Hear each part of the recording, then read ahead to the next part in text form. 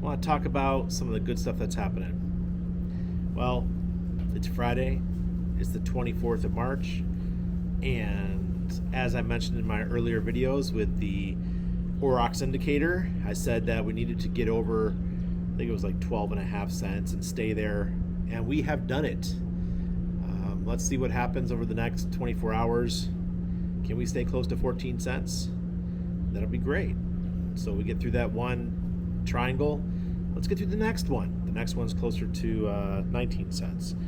The longer we go, the less that number becomes. But I'd like to see us go over 19 cents and stay there for a little while. Break us out of this descending triangle that we've been in for months. Well,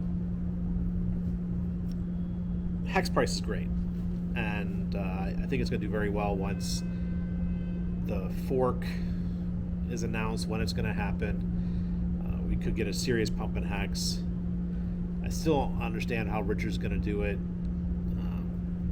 Just going to do a fork, and we'll find out later when that happened, the block height, and we'll know how many coins we had in our wallets at that time. It doesn't really matter. I mean, for those of you guys who stake, it doesn't matter. It matters to traders, because if they get out and they miss that copy of HEX, that's going to stink. Well, last night I went out to dinner with a friend I've been trying to get into crypto since 2015 probably, and he was there with his dad, and they're both putting in some big money into crypto, including HEX, after I told them what HEX can do for them. And it was funny. The father's like, look, I need to generate income, and the son's like, I need future. I need to build wealth. So they have two different ways of looking at HEX. One, they do the short stakes, a short ladder, 1 year, 2 year, 3 year, 4 year, 5 year, and they sell their interest and they restake it on the back end for the son who's looking for that long term. So, they're pooling their capital together, and it just made sense. I liked how they're doing that. People come up with all kinds of interesting ways of building their wealth with HEX. And it's just once PulseChain comes out, the prices of doing things are going to just plummet. So having those nice stake ladders is going to be much easier to do. Now, I've been using PulseX on the 2B, the PulseChain 2B, and it's been working fabulous, super fast. So I recommend everyone check it out. Start using the pools, start using the farming, and just to get your feet wet, to learn how to use the systems, because there's going to be so many opportunities to make money with PulseX. I think people are not realizing what's coming.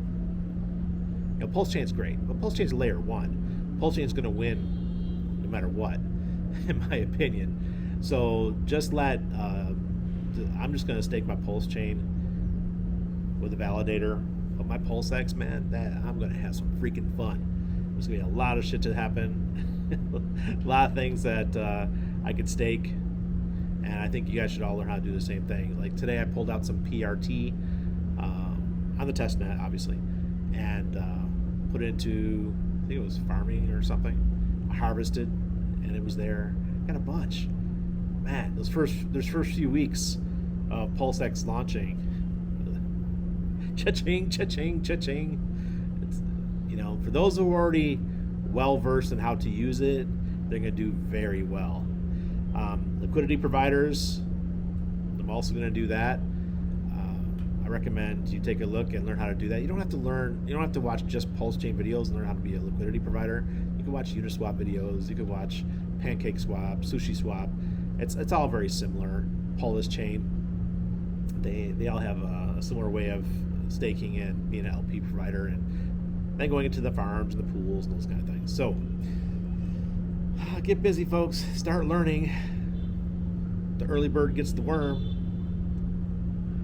I'm telling you, just like the sacrifice phases, the people that sacrifice in the first few days, They did very, very well. Very well.